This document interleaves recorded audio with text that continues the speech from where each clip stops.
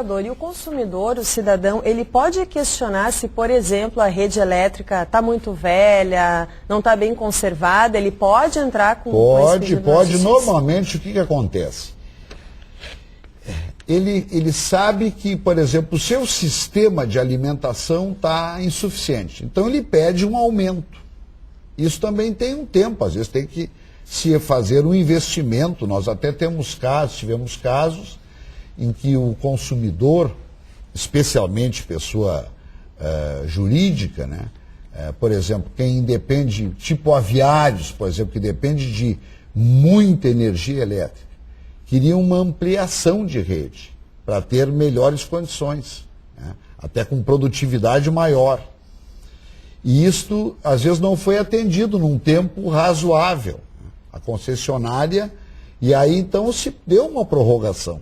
Porque às vezes a concessionária aprova que ela, naquele prazo exíguo, não conseguiu cumprir o aumento de carga, né? o aumento de uma capacidade maior, né? Então isso se prova também mediante, vamos dizer assim, mediante uma questão de razoabilidade, né? Nós também não podemos, assim como a gente às vezes tem compreensões pelo lado do consumidor, nós também temos que ter pelo lado do fornecedor. Às vezes se prova que não há condições de resolver aquilo num prazo de 30, 60, 90 dias, se dá um prazo maior. Isso vale, por exemplo, desembargador, para as questões envolvendo o clima. Veio um vendaval, destruiu a rede, e aí o consumidor quer aquela luz em seguida. E nós, por exemplo, esse ano, em razão até de altas temperaturas, tivemos temporais, queda de granizo, né? Por exemplo, São Paulo ainda havia, agora, ontem, né, estava acompanhando, o que chovia praticamente, mas assim, todos os dias, né? Quer dizer, então não há sistema que resista a isso, né? Então isso também justifica, às vezes, a interrupção em razão de queda de rede, né? De queda do sistema de posteamento, né? E isso também é uma coisa que tem que ser considerada. Então eu sempre digo, o nexo causal, o que foi responsável? O problema do serviço? O serviço não foi eficiente, não foi seguro? Ou é um fator externo, alheio à vontade da concessionária, da fornecedora, da permissionária?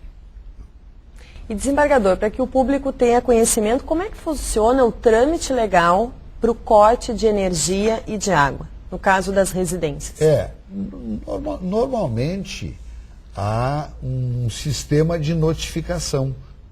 A concessionária vai lá e comunica. E às vezes até ela faz uma comprovação muito bonita. Ela prova através de um jornal diário que está lá.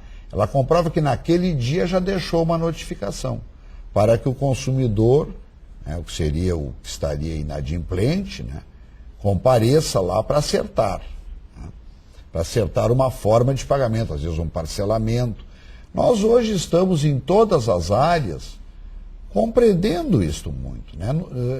Rafaela, nos bancos de dados, nós temos negociações.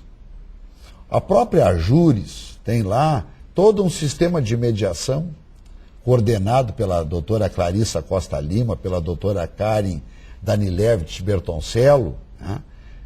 Pela doutora Maria Augusta Dallagnol, no sentido de ajudar o consumidor a enfrentar um caso de superendividamento.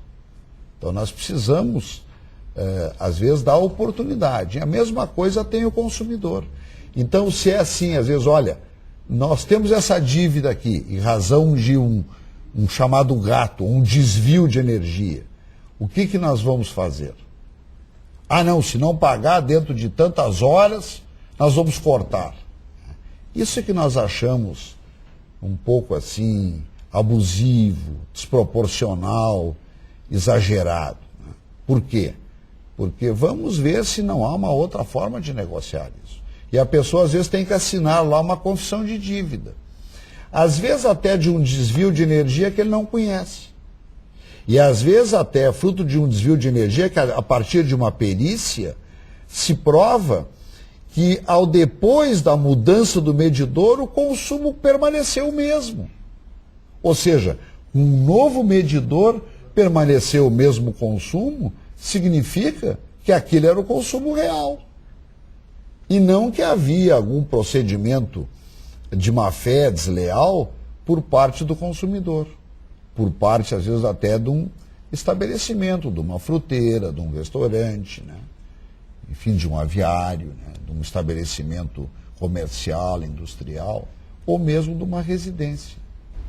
Então, tudo pode ser esclarecido na justiça. Tudo pode ser esclarecido. O Poder Judiciário, seja através dos juizados especiais cíveis, seja através da Justiça Comum, nós temos varas especializadas, né? A vara 15ª aqui em Porto Alegre, a 16ª, temos decisões aí de vanguarda para todo o território nacional. Nos juizados também. E, Rafael, o que é importante dizer que nos juizados especiais cíveis, mais de 75% dos processos dizem respeito ao direito do consumidor. E no Tribunal de Justiça, nas câmaras cíveis, mais de 50% dos processos dizem respeito direta ou indiretamente ao Código do Consumidor. Um assunto muito importante aí para a sociedade. Desembargador Meixo, muito obrigado pela sua participação aqui no nosso programa. Eu que fico feliz em voltar aqui quando precisar e também quero destacar a qualidade do nosso Conselho de Relações Institucionais, de comunicação, tão bem coordenado pelo desembargador Túlio Martins, né, que é também um comunicador de escola e também um articulista de escola, né? E também lá a doutora Adriana Aido, que coordena tão bem esse trabalho, né? Que nos dá assim, uma atenção tão grande lá à nossa Câmara 21ª e também ao 11º grupo, né? Então nós nos sentimos assim muito acompanhados por vocês e ficamos muito gratos por isso. Que bom. Obrigada, desembargador. E o programa Justiça Gaúcha de hoje termina aqui. Se você quer mandar uma mensagem para a nossa produção, anote o e-mail imprensa@tj.rs.gov.br. Muito obrigada pela sua atenção e até o nosso próximo programa.